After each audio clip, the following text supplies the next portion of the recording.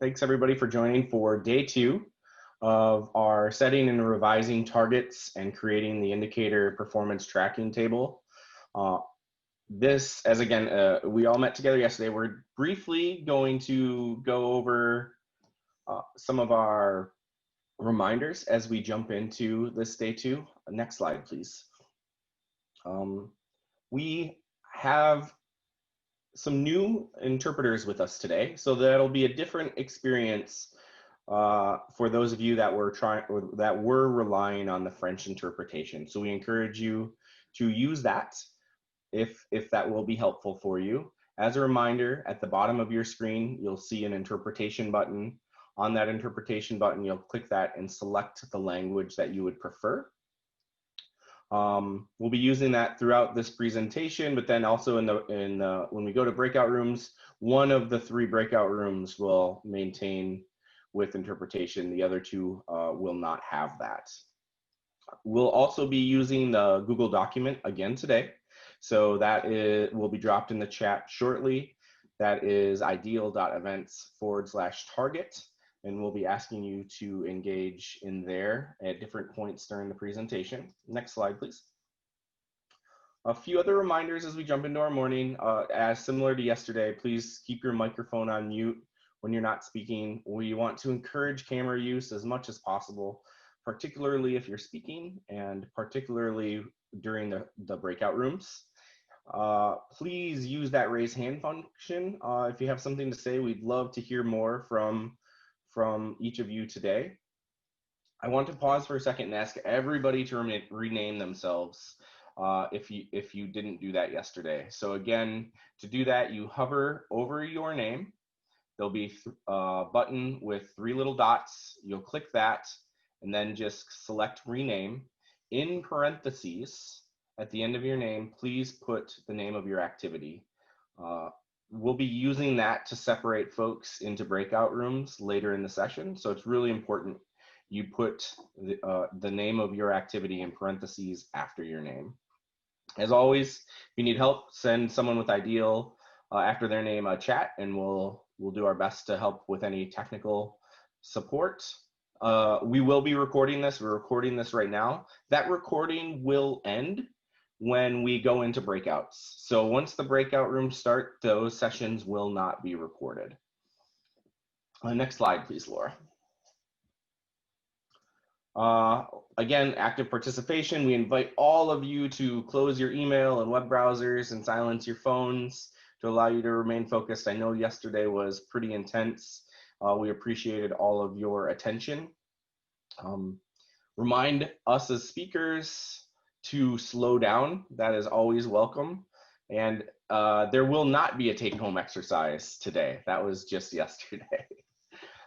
With that, I'm going to hand it back over to Dr. Kaylee for the afternoon, and she's going to continue off with our lecture. Over to you, Diana.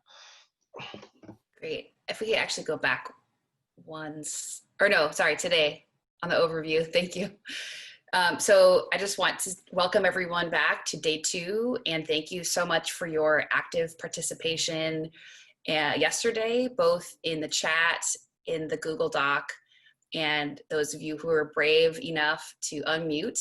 I would love to hear more of that engagement today and hear some new voices. So thank you so much for yesterday, and I look forward to a great session today. So we'll start by talking about some of the issues that were raised in the chat or in the parking lot in the Google Doc yesterday. And then we'll move into a presentation on the process of objective target setting today, which is conceptually quite dense material. So I have incorporated some pauses into the presentation. Please feel free to ask us to stop, go back, or ask any clarifying questions that would be helpful for you to understand the concepts. So then we will spend the majority of today's time together in breakout groups doing case studies. So we will have a facilitator for each group, and Killian and Justin will describe more about how that's going to work when we get to that point in the presentation. So with that, we can go to the next slide.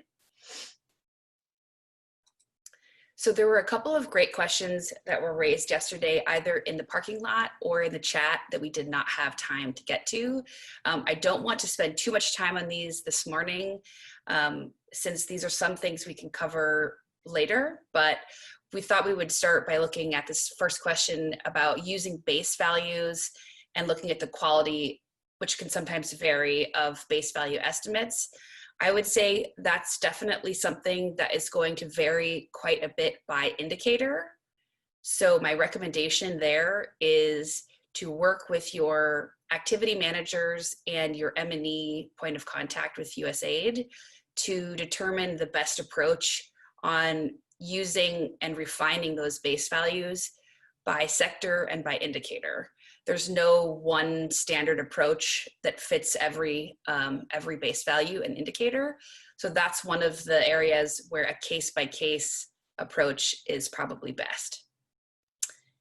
So the second question we had was about qualitative monitoring, and especially that process of monitoring secondary adoption or spillover among non-participants. This is a great question, and we do have many recommendations, but again, this is something that would maybe depend on the sector and the activity design. So I want to highlight the fact that IDEAL will be hosting in the next couple of months a session or series of sessions on qualitative monitoring. And this will be one of the specific topics that we will look at more in detail, because as someone mentioned yesterday in the chat, this is definitely one of the more challenging aspects of monitoring, because it's not an easy one-to-one sort of measurement approach that we might have for our direct participant monitoring, where it's more straightforward. So we recognize this is a very important topic, and we look forward to continuing to work with you on identifying some good approaches that we can use there on these DFSAs. So there was another question asking about secondary adoption versus spillover. So those are two similar terms that are not necessarily defined clearly in the Food for Peace Monitoring and Evaluation Policy and Guidance Handbook. However, we have been discussing it more through these types of forums. So let me spend just a moment to clarify how we typically would see those terms used.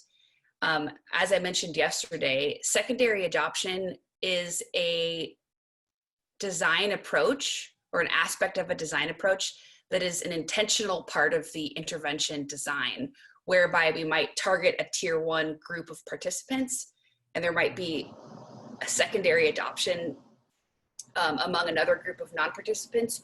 Or it could also be used, I didn't explicitly say this yesterday, where we actually have a direct participant and an indirect participant group, and we would actually consider those both tier 1 and tier 2 to be activity participants. And so it could be used in either of those ways. The term spillover, you will typically hear referred to in the context of evaluation designs. So for example, if we have taken a baseline where we don't necessarily know yet which individuals will become participants of the program and which will not be included in the program, but by the end line, we're going to take a sample again of the geographic area and include both participants and non-participants. And in that case, there might be some kind, say there's a village here and a village here which receives the program and does not receive the program. But some of the work we've done in the area where we do implement the program, say adoption of key agricultural practices, say people from this other village are seeing the adoption practices and the improved yields over the course of a few years, those people in this village may choose to adopt those behaviors, maybe terracing, for example, or a different type of tillage approach. There might be an unintentional effect whereby people in this secondary town who are not receiving the program do start adopting the practices and behaviors promoted under the program. And that's an example of where we would call it spillover. So an evaluation that includes both of those villages might be able to pick up on a spillover effect that was maybe unintended, but positive. So that's sort of how we use those terms a little bit differently. I would say to not worry too much about the use of that term. Many people do use them interchangeably, and generally, depending on the context of that conversation, we're generally going to understand each other just fine. So we had another question or a request to explain a bit more about secondary adoption targeting. Again, I hate to say this is sector specific, but it really is specific to different sectors and approaches that we will use. So for example, the type of participant or household selection approach for a VSLA or village savings and loan approach might be different than a backyard garden approach. And so it's going to depend a lot there. And I would say, you know, especially those of you on the call who have been in your specific field for a long time, decades, many of you, you really have a sense of what will work and what will not work given the particular operating context that you are working in.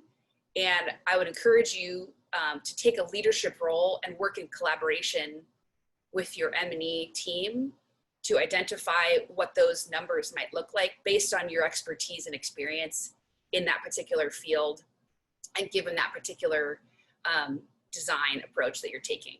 So really, like, this is why we like to encourage a close collaboration between our technical experts, technical leads, and the M&E team and learning leads on our DFSAs.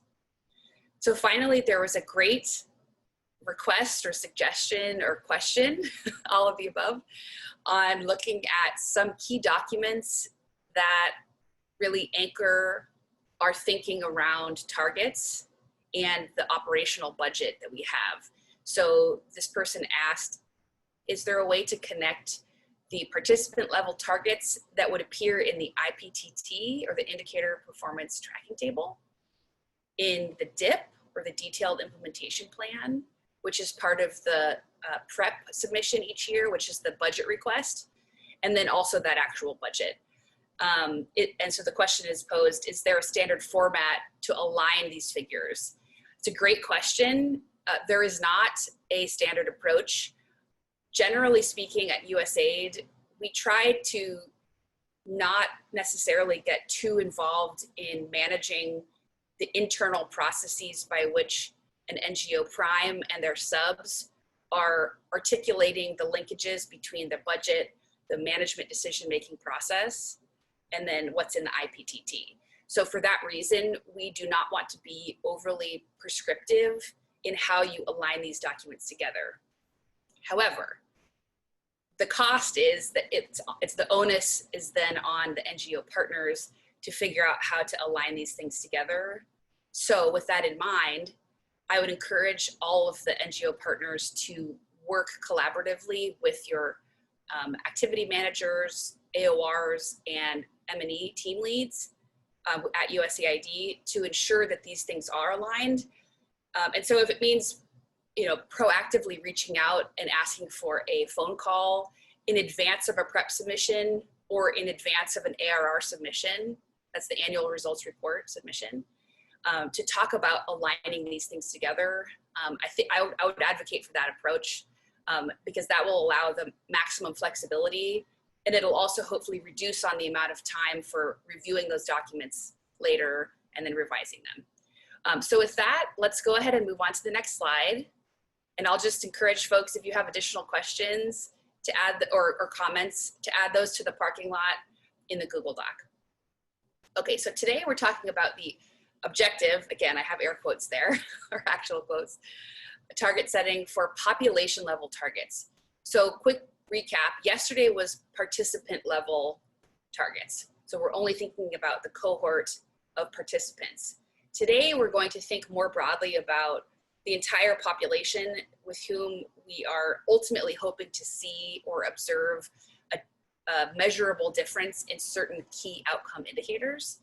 So next slide, please. please, raise your hand if you're willing to unmute or add into the chat. Why do we use an objective approach to set population level targets? Great, Rafiq, go ahead and unmute yourself and join us on audio. Okay, thank you very much. So I can remember yesterday Leah was telling that this participant level target is contribute to the population level target. So that's if you would like to make your changes in the total community, so then you need to make a sufficient target for your participant level, okay, so that can contribute to the population level. So in that case, to make your total contribution to the population, you have to have a estimate of the population level targets. Great, thank you so much, Rafiq. Great answer there. So yes, so there's this important connection between the population level changes we're seeing and the effect that we'll have at the population level.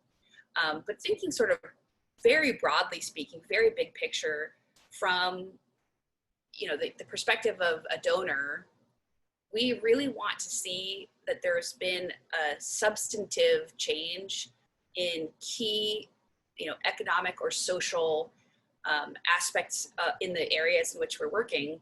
So setting objective targets for those population level indicators serves this function of accountability and transparency, not just for our NGO partners, but also for us as a donor agency. So it's really important for us to sort of set those targets and using an objective approach where we are linking, as Rafiq was saying, what's happening within the manageable interests of the partner and the NGO, and then what we're seeing at the population level. So we can go to the next slide. Great. So I'll let folks just take this in for a second. There's going to be a lot of these little boxes going forward.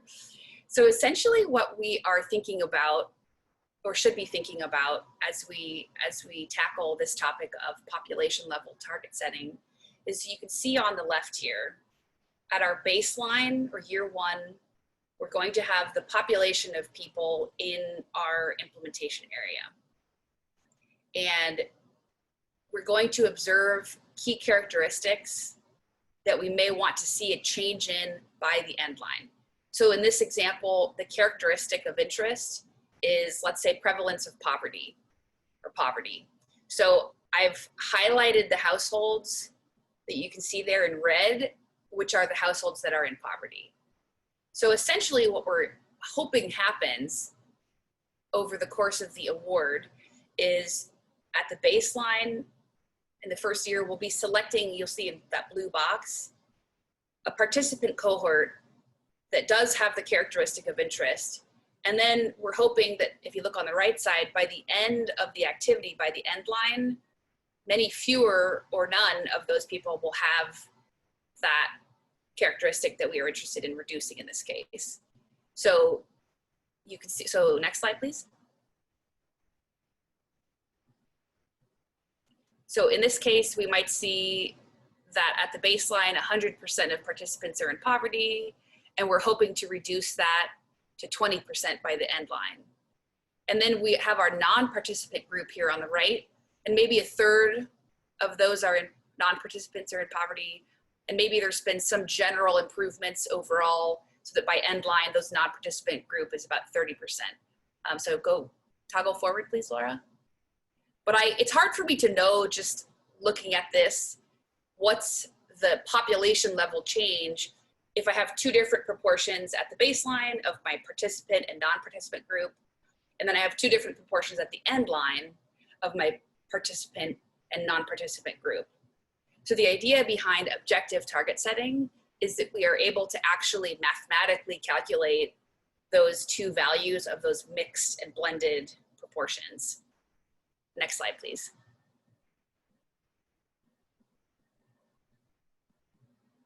Oh, actually go back one, sorry. And then of course we talked about spillover earlier as well. So there may also be a secondary sort of effect on that non-participant group by end line. You'll see the dotted line box there, this may be some kind of spillover or secondary adoption by non-participant groups, which might pull down that non-participant rate of poverty in this example also. So now we can go to the next slide. Great. So I'll take a moment. Are there any clarification questions that we need to cover before we move into the process of objective target setting? Because this is dense material. So take a moment in the chat if there's any clarifying questions. Oh, we have 2 participants have raised their hands. Fahim, did you have a question? Yes, I do have a question. Go ahead. Thank you. So I have a question on the spillover considering the population-based targeting. Now I know I work for Pewana, and we are doing an RCT evaluation methodology, and spillover is one of the challenge now. Yes. We are targeting our participants, and then through the RCT methodology, they are comparing the results of both control and treatment groups. So in this case, will that be, I mean, I know based on your presentation, probably spillover is a good option to go with here, but it contradicts the RCT evaluation methodology, and that's a challenge for our areas, actually. Absolutely. Fahim, thank you so much for bringing this question to the group. It's a great question, and it underscores a very important concept, which is that the aim of an evaluator who's running an RCT and the aim of an implementing partner are at odds when it comes to spillover. So for those who haven't necessarily done an RCT design before, ideally we will see no spillover effect at all between our treatment and our control groups, so we can clearly observe the effect and we can attribute the effect of the treatment or the program intervention on that group and compare it cleanly against the non-participant group. So in that sense, and as a former academic myself, the cleanliness of an RCT, we really want to keep those things from ever touching each other, the treatment and the control groups. However, it's a priority for USAID and for our partners to see as much spillover or secondary adoption as we can, so that the most people in our participant areas and non-participant areas are able to enjoy the benefits of an investment that the US government is making to improve people's lives. So those two things are at odds. I think what I would recommend in this case, and we don't have that many RCTs yet on our DFSAs. We had primarily been doing a pre-post evaluation design for the baseline and endline, which the problem there is attribution, as you all know. So I think really working with your M&E lead and the evaluation firm to try to take a flexible approach whereby what we never want to see is that you're adapting the program to prevent spillover from happening. It's better that we have a messy evaluation and an effective program design than the other way around, because we really want to see the maximum benefit for the maximum number of people. That's really the priority. And of course, and I'm saying this as an M&E advisor. So really like the big picture is that we are able to do the most good in the most places for the most people. So great question. And I'd love to tackle that in a bit more detail if we have time later, but I do want to keep things moving so we can stay on track. So great question. Thank you so much for raising that. So now we'll transition back to the process of objective target setting. So this is essentially a framework.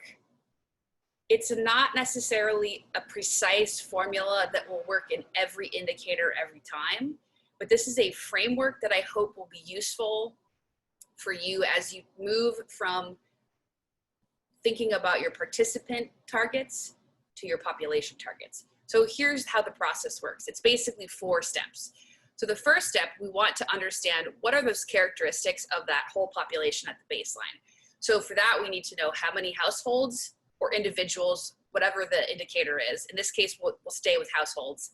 So how many households, and then what % exhibit that characteristic, in this case, poverty. So that's step 1, and that's the baseline. Next slide, please. Step 2, we're thinking about at the end of the activity, at the end line, how do we want things to look for our participant group? So how many participants will we have worked with over the life of the activity? And then by what magnitude will we have been able to see a change in that target among our participant group, among that cohort of participants at the end line? Next slide, please. Then we also want to look at the end line, taking our participants aside for a moment, what has happened for the non-participant group by the end line? So how many people are there? And then what proportion of those exhibit that characteristic of interest? In this case, that would be poverty. Great, next slide. This is again where we would want to think about if there's been secondary adoption or spillover. So we might want to understand, to what extent might we observe a secondary adoption? Would that be a different rate than we'd see among other people in the non-participant group who are sort of further away from exposure to the participant group? Next slide, please. So the fourth step then is essentially adding those two groups together. So we would say, how many people in our participant group ended up with the characteristic?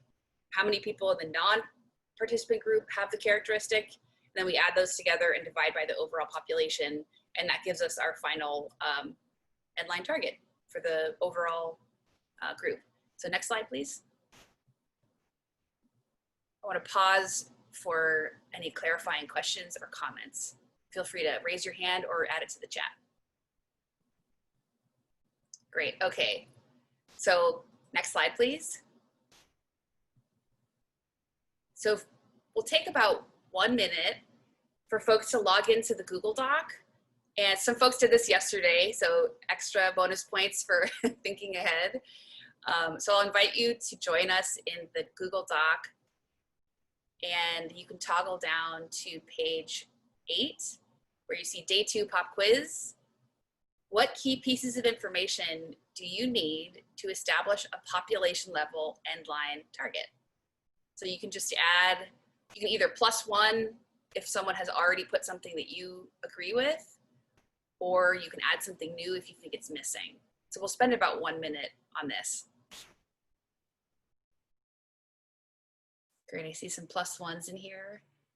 Looking at assumptions, population level data, characteristics of participants and households in the population area, very good. Baseline data, clear strategies, good, yeah. Analysis of existing research. Great, great thoughts here. Great, so thank you so much for everyone who has added to this document.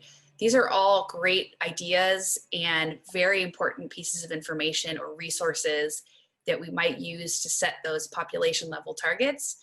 Go ahead to the next slide, please, Laura. Oh, I thought we had the answers in there, but great, okay.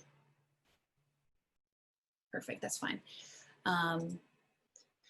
So one thing that's really interesting, and some of you touched on this, like looking at the DHS data or demographic and health survey data, is understanding things like what are demographic trends that we might observe in the population, both in our participant and non-participant groups over the course of the activity life cycle. So for example, one of the countries that we had previously worked in through a DFSA was Nepal. And Nepal had, in the areas that we were working, a roughly 1.5 percentage point reduction in stunting annually. So from baseline to end line, we knew there was going to be a significant reduction in stunting because this was a trend that had been holding over the last 10 years. So we knew, as you might see here in the slide, there might be a existing population level trend. And that's something we might want to account for when we are thinking about our own targets at the population level as well. So next slide, or click next, please. So if we had, say, set a target of a maybe 5 percentage point reduction from 35 at the baseline to 30% at the end line, would there really be much that we could attribute to a successful program intervention? Probably not, because we're sort of on the same trend line that we would be observing had the activity never existed at all. So next slide, please. Here, click. So what, oh wait, sorry, go back one. What we might take as a better approach then would be to set a more ambitious target whereby we are adding the effect of the activity on top of the effect happening at the population level. So it's important for us to take those demographic trends into consideration. And again, this will be fairly straightforward for some indicators, such as stunting or poverty, where you do have a reliable data set to refer to. It may be much more difficult for indicators that are more specific to the activity design or participant cohorts with whom you will be working on the DFSA. Next slide, please. Another thing that's very important in some areas that we work in is population growth. So I used to work in Uganda for a long time, and there's about a 5% growth rate in the population every year, which means the population at your baseline may be quite a bit smaller than your population at end line in the geographic areas in which you're working. So what that means is, if we select a participant group at baseline as a proportion of the population, by the end line, that group will be proportionally smaller than it would have otherwise. So from a math standpoint, it's important for us to take compounded growth of population growth into consideration. Next slide. And this could also be not just necessarily natural population growth, but it could also be possibly an influx of people coming from outside. Maybe there's just general demographic changes where displaced persons or refugees are sort of coming into the implementation area, and that would be inflating our end-line population size. Next slide. So here's an example. If we had a population of 100,000, you can see in year one, with a 5% growth rate, by year 5, we'll have more than 20,000 more people. So you can imagine whatever cohort of participants you selected from the 100,000 will be proportionally smaller compared to the end line value. Next slide, please. This is hard to do by hand, but it's very easy to do in Excel. Anyone that can do a compounded growth formula can put that in. So just make sure that when you're setting those population level targets, you include some note about that to your M&E advisor, and so that your team is aware of what you think those assumptions are going to be. And that was great that someone put in the Google Doc key assumptions. This would be one of those assumptions that you might want to make. Next slide, please. This is a really hard issue to tackle, which is that for many of the key outcome indicators that we are interested in understanding about on our DFSAs is that the cohort of individuals with whom we would be drawing the data during the baseline are not actually the same people from which we'd be drawing those data at the end line. So for example, the same children that are under 5 at the baseline will no longer be under 5 at the end line. So you can see here, I've highlighted the kids under 5 in red at the baseline. And then I've highlighted them, I made them a little bit bigger. They've grown into blue now at the end line. So they're no longer considered to be kids under 5. But there's a new cohort of children under 5 among those households. So it's important, could you click, Laura, please? And then click one more time. Yeah, there we go.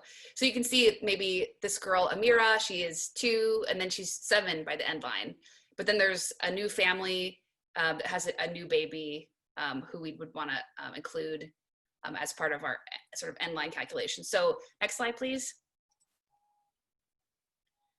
And we'll share the slide deck so you can read these slides later. But another example of a sort of cohort specific indicator will be, there'll be a different group of people from baseline to end line is pregnant and lactating women, or PLW. So this is important for us to think about also how we would change those estimates from baseline to end line. Next slide, please, or click. So let me underscore this. There's not a precise approach that's advocated by USAID on how to do this process of setting targets for those cohort indicators. So pregnant lactating women is one, children under 5, and infants. Those are all groups of people that will be rotating out from the baseline to the end line. So what we recommend is to document the process by which you have established those targets or key assumptions. If we're doing some kind of approach with pregnant lactating women, how do we anticipate that those behaviors around breastfeeding, for example, to carry over to the end line cohort of people from whom we'd be drawing data at the end line. So use your M&E plan and your IPTT to document the thinking behind that and those assumptions. And that will help as you observe challenges to seeing population level change. You'll be able to sort of adjust those assumptions going forward. So with that, I will wrap up and transition over to Killian and Justin to introduce this group exercise. And that's it for me. So I want to thank everyone so much for your contributions and your attention and for inviting me to join your DFSAs for this engagement. So thank you so much. Take care. Thank you, Diana. Good afternoon and good morning, colleagues. So if we can, we are now ready to move to our group exercises.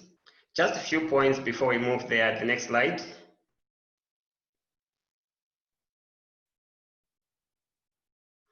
Okay, so we will break out into 3 groups based on our activity. So we have one for Tutukulani, we have one for Maharo, and another one for Fiofana.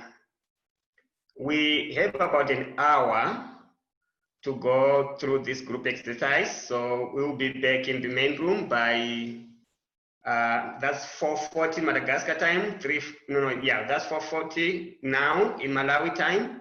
That's 5:40 in Madagascar time when we come back, and that's 10:40 in TC time.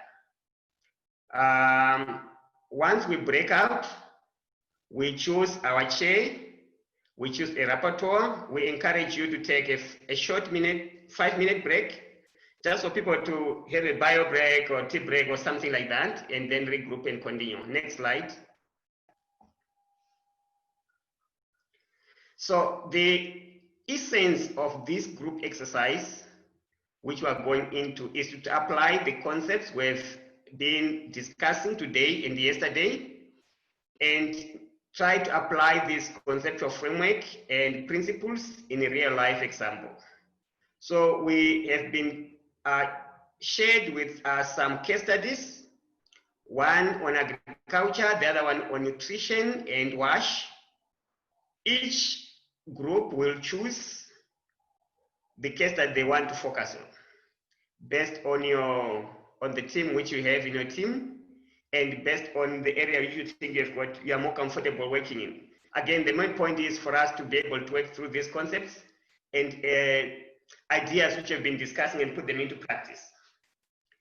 So we want to make sure that we ground target setting in the program theory. So as you look at that case, already you are building a program theory around what the combination of indicators is telling you, the idea about the causality or the pathways which are being assumed in that particular case study. We also want to make sure that we make an understanding between the participant and population level targets. So that's why you find in each group you are going to be, you will have participant level targets, your annual targets, you will have your baseline endline targets. We pretty much focused on the food for peace, DHA, legacy food for peace indicators, just because those are common to all the activities, because according to our activities, we are all reporting on the same indicators. So that's good for us. The majority of the time when you're going through this exercise is to try and make sure that we have an understanding of the information which we need. I'm glad when we're going through the exercise led by Diana, we identified some of the information which we need for our target setting. If you go to the exercise yesterday, again, you find the same thing. So we need information we need for target setting for participant level and for population target. They might be slightly different. Identifying and knowing the information which you need for target setting is going to be important. Again, primary information and secondary information requirements. You are going to discuss that and how that will influence how you are going to set your target. Quite a number of people talked about context, including assumptions, including the questions which I think it was James who put in the chat about exogenous factors. Understanding the context in which your program is operating is going to be important in setting your target, particularly your baseline endline targets. And estimating your primary adoption by participants. So not everyone you are going to touch. I think Diana touched on that. Not every participant you are going to touch with trying to reduce poverty is going to have the poverty reduced.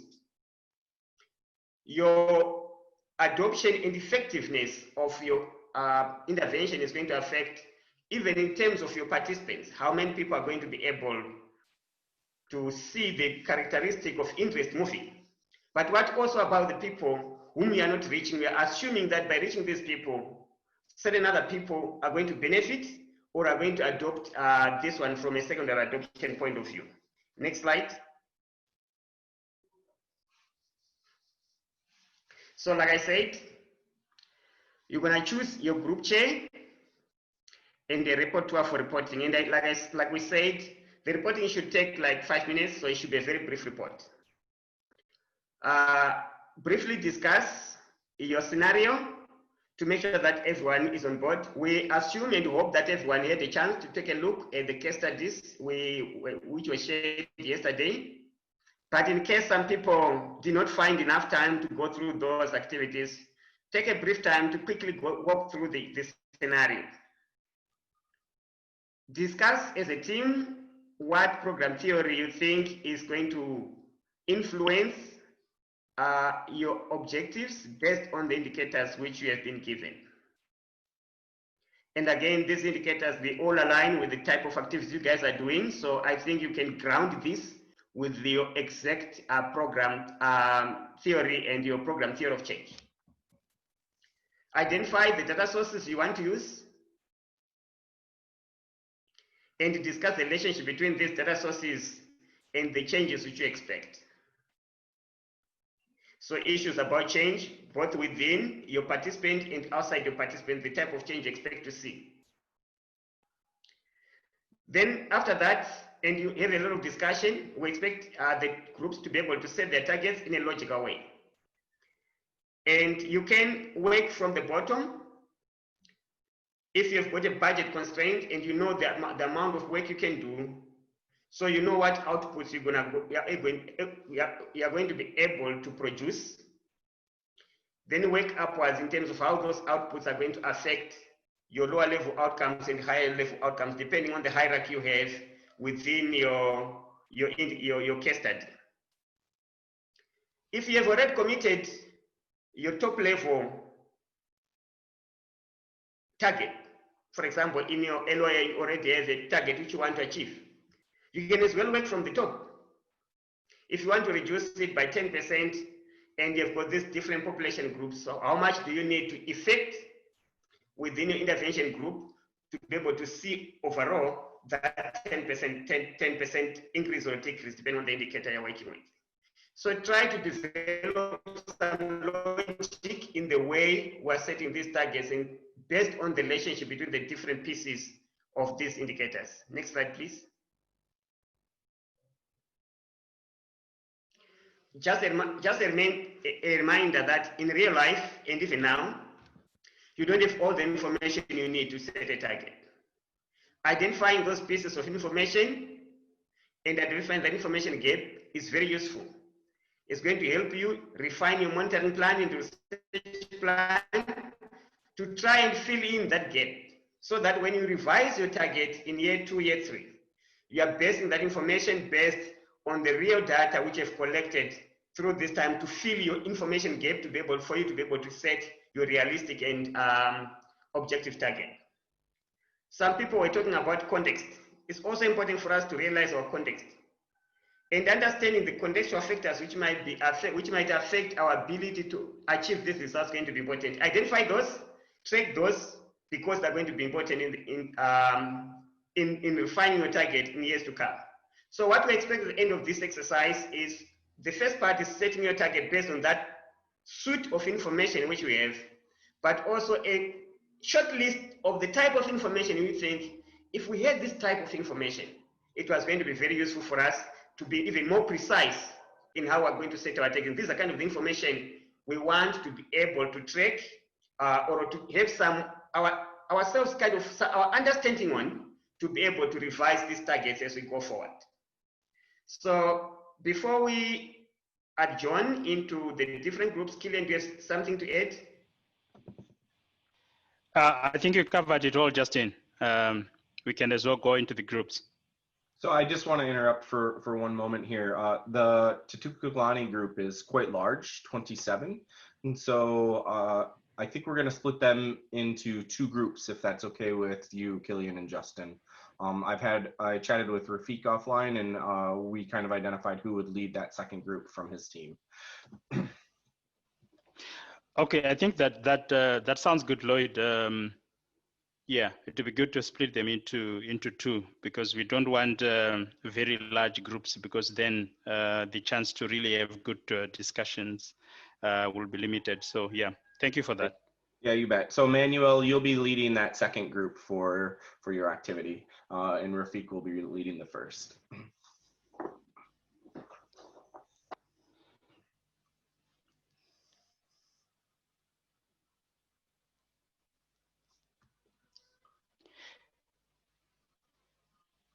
Shall we break out? So what everybody's going to see here, for just to hold expectations, is in just a second when Julia sends us all into breakouts, you're going to see a little thing pop up on your screen that will ask if you want to join the breakout room. You can either say yes, or if you just wait, it'll just send you there automatically. One group will stay in this main room, and then the other three groups will go to a different virtual room. You'll also see notices at the top of your screen. Those notices will tell you, we'll give a 30-minute warning, we'll give a 10-minute warning, and then as we get closer to the end, we'll also put warnings. But you'll see those warnings flash at the top of your screen. And lastly, please turn on your videos, engage with your colleagues as personally as you can, if your bandwidth allows. And we'll see you all in breakout groups. Thank you. Hi, everybody. Welcome back. So I encourage you, if you haven't already, on the top right side of your screen, to select gallery mode so we can see all of our faces during this brief report out. And so we are a bit short on time. We wanted to allow for more time for the group discussion. So we're going to go around to each of the four groups. And if you haven't already, hopefully you've identified one person to share one key takeaway from this activity that you'd just like to share out with the rest of the group. And so first up is going to be the group that I was in, which was Tutukulani Group 2. Whoever, I can't even recall who was going to be presenting. Please unmute yourself and share away.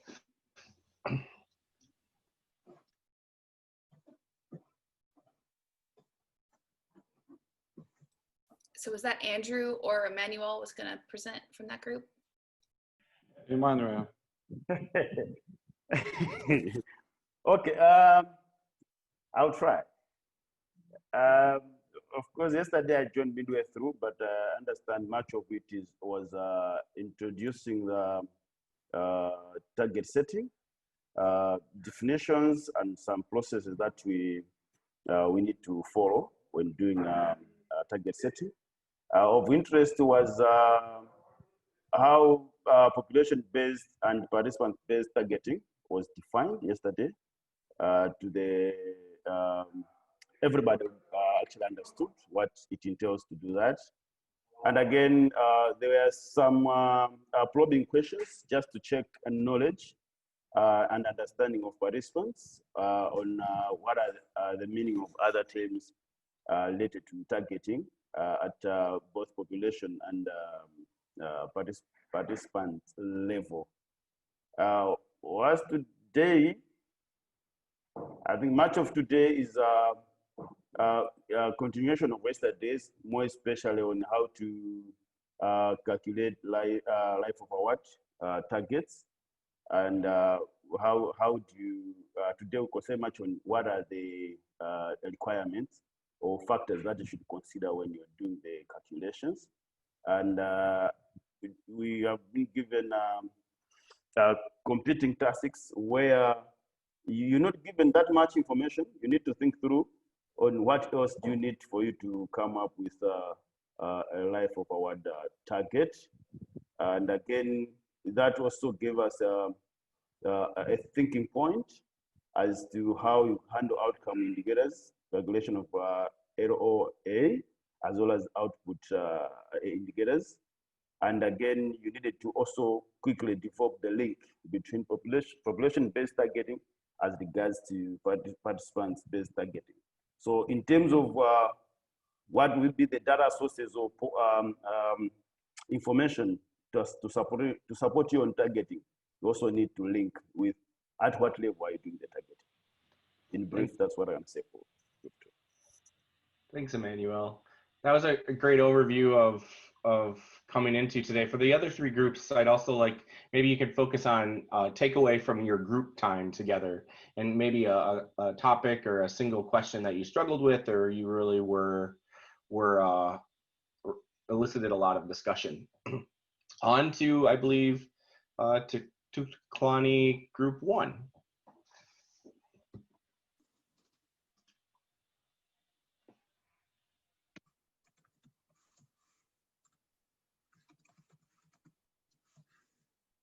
I think you're on mute, Rafiq. Okay, who will volunteer? Looks like you. Okay, okay, thank you. So we had a very live discussion on the case studies, and thank you, Kilian. He helped us a lot to take us online. And so we discussed this case study and identified that there are some basic information that you need. So you have to have a good understanding on your TOC, the pathways of changes, and how this indicator and the other indicator is contributing to your theory of change. And then you need some target groups. Is in this case study, there was a total population information is there, but there is no indication of what are the targets. So that's of the information gap. And we understand we need that information. And then there is a base value for both population and as well as the target districts. And then for making the appropriate target, there was a 2 hints. One is if you provide the better service, then the production per hectare can increase 15 to 30%. But on the other hand, if you provide only the seed, good quality seed service, it can increase the 20% of your production. So that's a good to calculate your target of the participants group. Okay, that's we understand. But what other information was not there, the average land holding size. So what will be the per households land they will use the production. So Thanks. we did a brainstorming session considering the titularity and our farmer, it can be 0.3 hectare per households. So considering these statistics, we calculated a sort of target for that target population, and we did not get time to go back to the population level targets. So, but we know what are the next process. Thanks, Rafiq. That's great. I should stop here. Thank you. Yeah. Next up, Fiavana.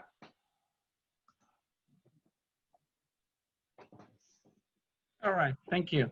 So we were in the agriculture group as well, and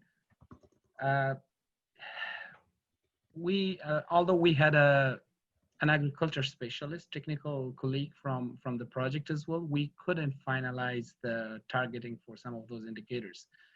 And the reason is because a lot of crucial and important information were missing in the document that was provided on, and that included information on the yields, the duration of the project, and we read there that there were lack of interest from some of the farmers on some specific crops, and we didn't know the reasons why they were not interested in those crops.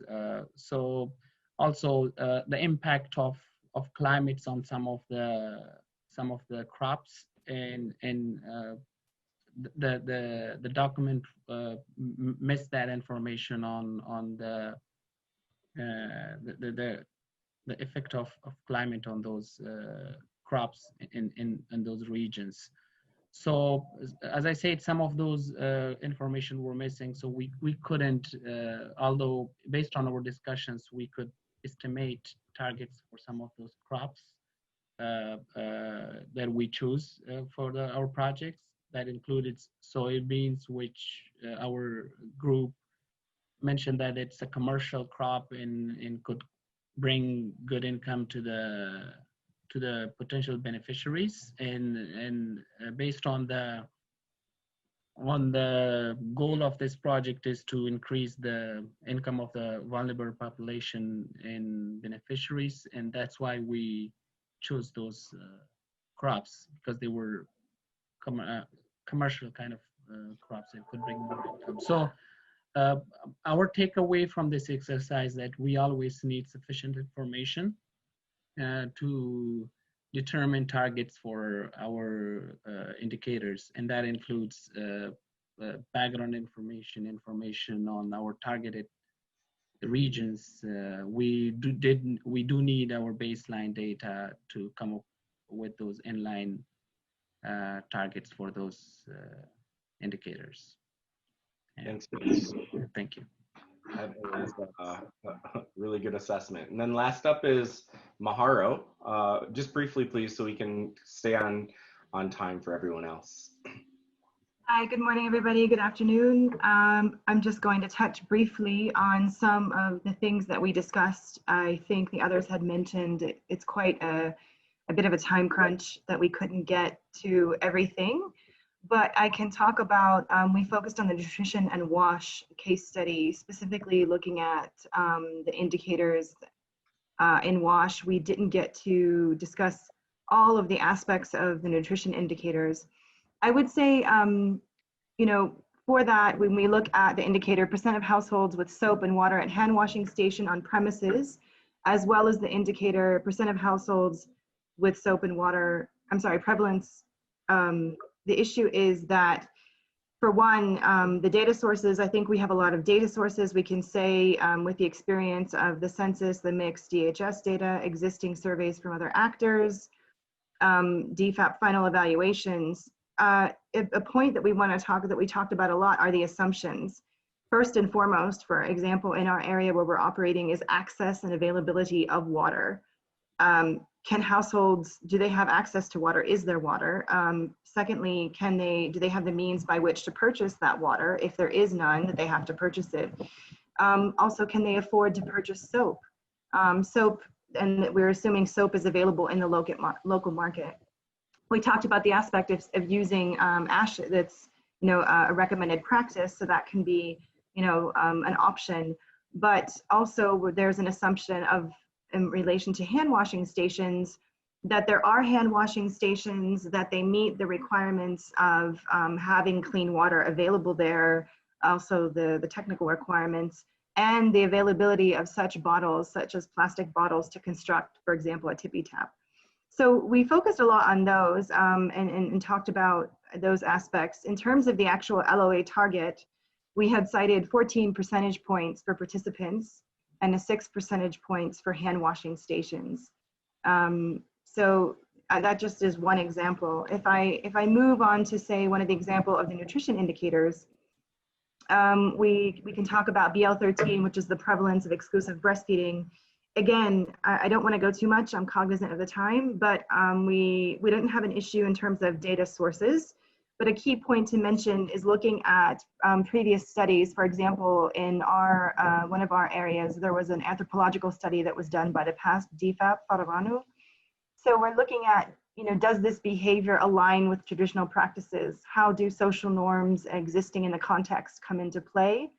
Another key assumption we talk about, which would touch on these indicators, are the demographic changes that occur in the population throughout the life of a ward. So for example, the cohort of children that are 0 to 6 months, and then at, say, baseline, you set that base target, and then the cohort at the end. So just accounting for those changes in cohorts and demographic changes can affect those targets.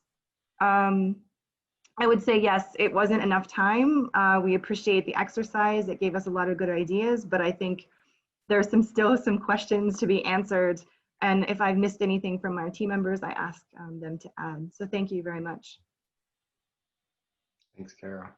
I'm going to hand it over to Killian to do our wrap up and talk about what is next and what the follow-up will look like. And then Laura, I believe you'll just project your slide starting on 68.